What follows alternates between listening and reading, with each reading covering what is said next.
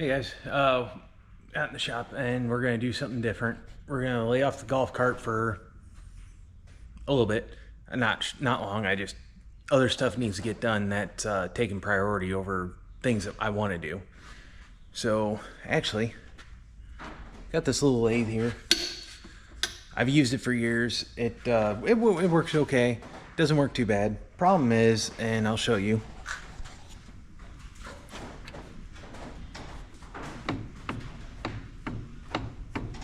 Got a lot of backlash in it. So if anyone knows about lathes, that's not horrible. The problem is there's nothing that stops this from doing that. I've tightened these little screws which snug everything up. Same with up here. You got 3 little screws, just like adjusting your valves. And up here it's not as bad, but if I'm gonna be in here replacing stuff, I want to make it right. And I think all I gotta do is order a couple of bronze bushings or bronze Acme threaded nuts, and it should fix it pretty well completely and get rid of a lot of backlash. I may have to order some all thread. It should just be a kit, I think, online, and I can do it all and get it done quick if I order it. And another thing in there is, I'll show you, this guy right here has that much. Well, there's actually a piece back here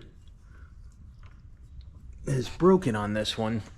Apparently it's known to be an issue on these old lathes, and I think I can find the part online. If not, I mean, I'm a machinist. I could probably make it. It's just an aluminum block that goes over a part that broke that's originally cast, and it traps that gear in place. So I think on that note, I will put you guys down and take this apart and see where we're at.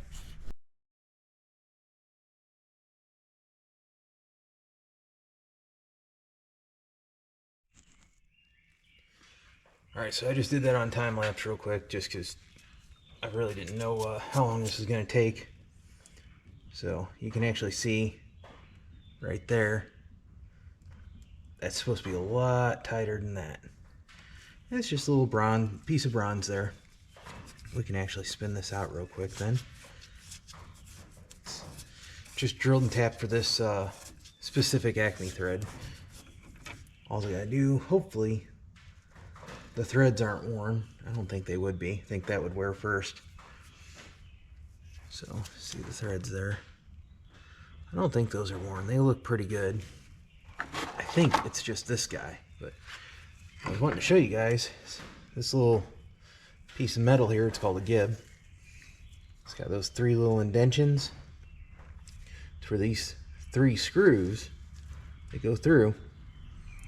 They snug up on this right there. That slips in.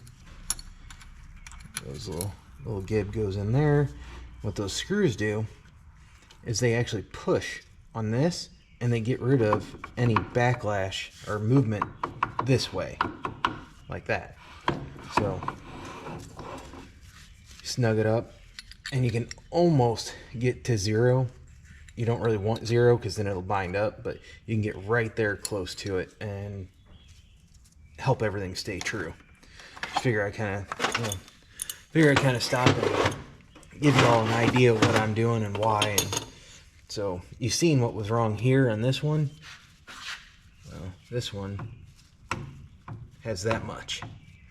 So you can imagine when you're trying to turn a little part here, and you're cruising along, going across like this, and all of a sudden this thing goes, well, you're done. You can't hold a number. See how I got this much movement on my dial? That is 10, 20, 30 thousandths of backlash in this piece alone.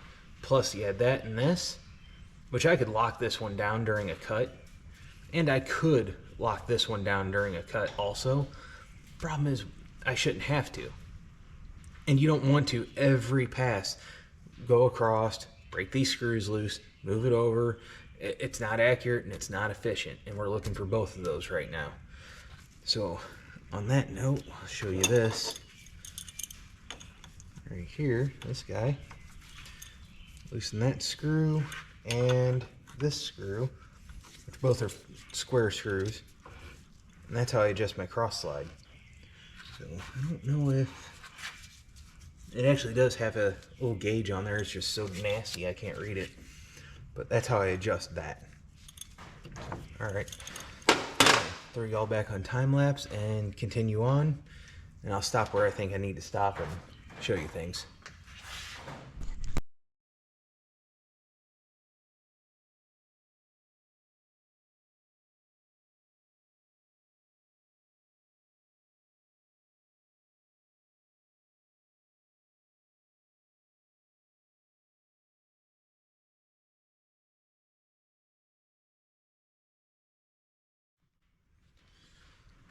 Alright, so I got most of this broke down already and time-lapse form. So this is the piece with them threads in it I was telling you about. It goes inside this hole. That little set screw locks it in place so it don't, bounce around. So this is the piece that's worn that I need to replace. Give you an idea. So this piece slips onto this. You saw me use these two screws, back them out to be able to slip this off. These screws have these little pins. I don't know if you can see them or not. They're angled. Well, that angle actually matches the angle in this. So when I snug it up, they come in and they bite in at that angle to help suck this piece down to this to help it not move as bad. Found that out when it fell out. So I'm gonna put that back in. No, we're gonna put that in the parts box so I don't lose it. Okay, so that's this piece. This piece, here's the bigger nut.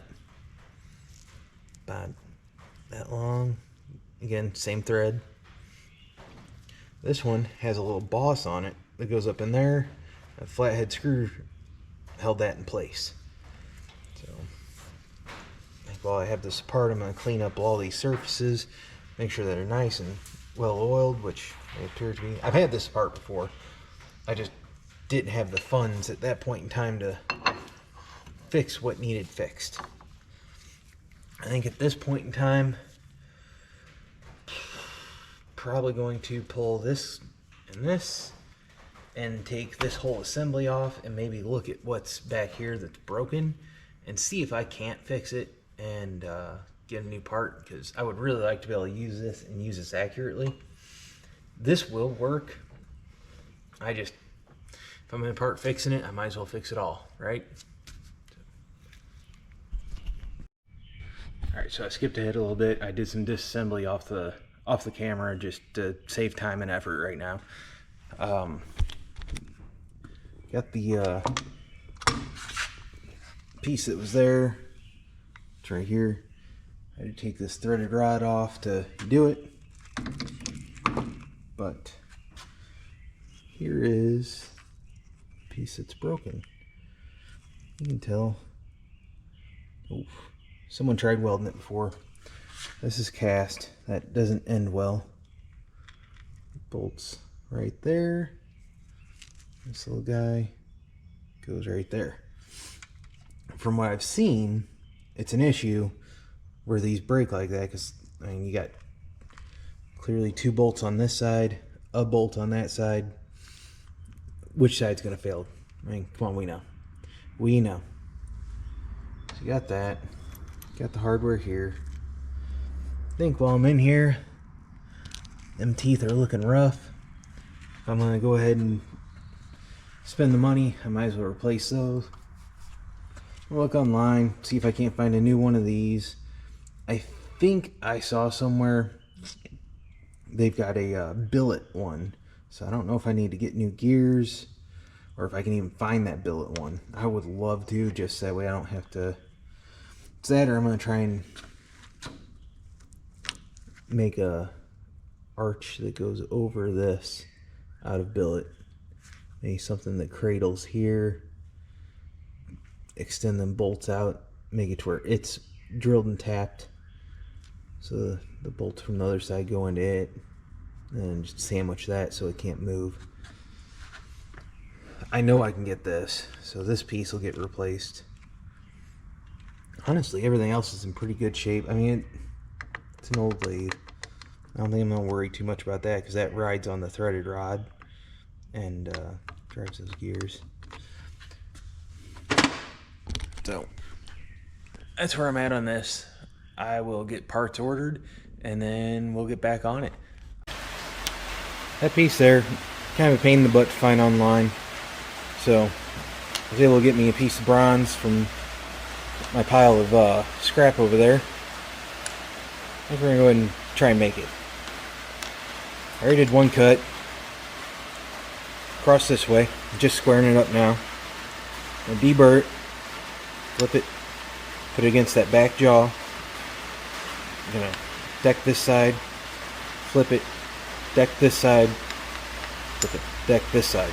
That should get me pretty close to square all the way around. The outside of this really does not matter. The only thing that truly matters is this diameter and the distance from this shoulder to the center of that hole. That's about the only things that truly matter on this. So I'm gonna probably put you in time lapse. Maybe I'll stop and explain a little bit, but that's what I'm gonna be doing.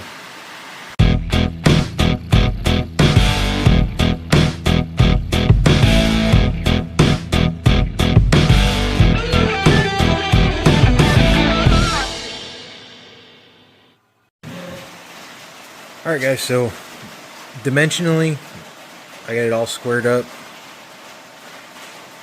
and matching the sample part.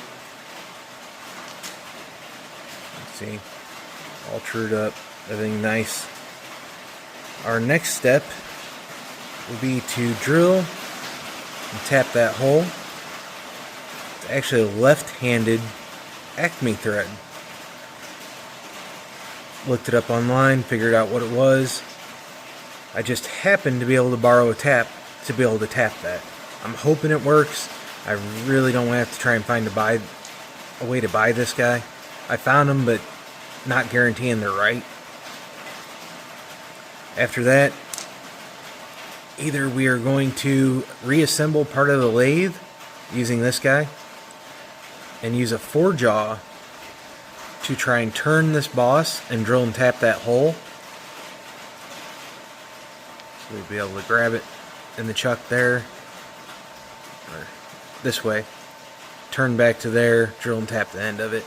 Or I might be able to stand it up, and I've got a boring head inside, but I should be able to run an end mill around here, make it small enough that I can take a boring head and flip the cutter around and make a boss fairly accurately. Then I can just drill and tap because I'll be on center anyway. Well, first things first, I'm going to chuck it up, or clamp it up in the vise here. This vise I've got actually has a spot here. It's kind of neat. See, it's recessed. When I take this part here, I can set the part there, and when I drill and tap, it's going to go straight through and not hit anything. You get her set up and get to drilling and tapping.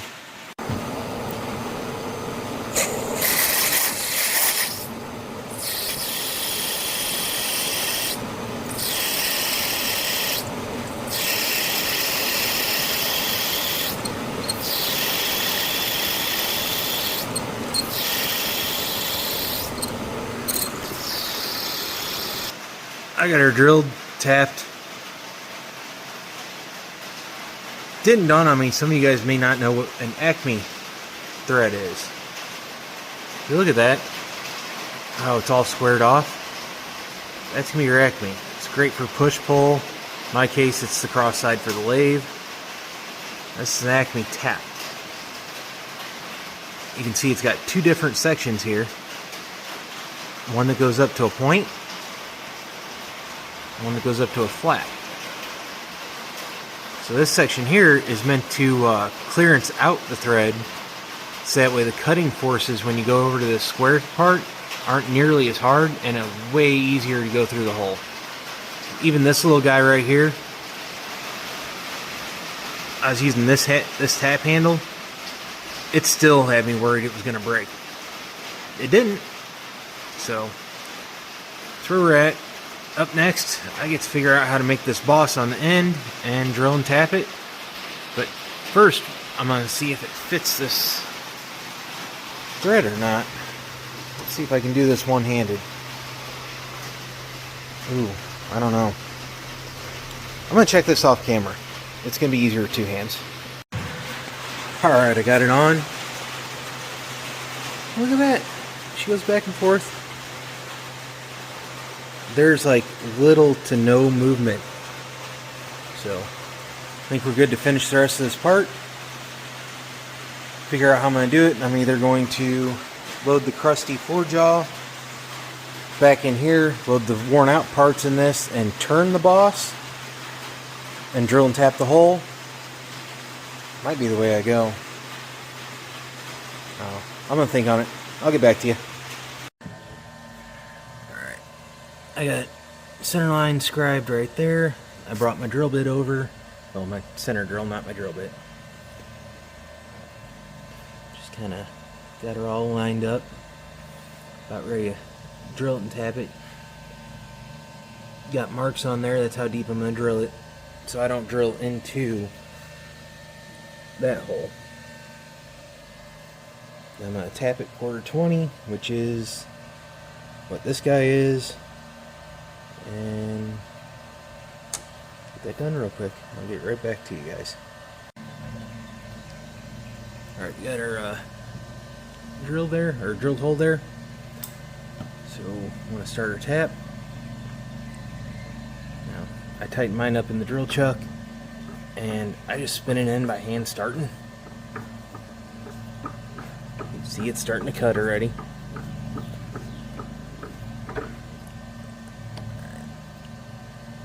There we go. Got her started. I'll raise it up. Put my tap handle on it.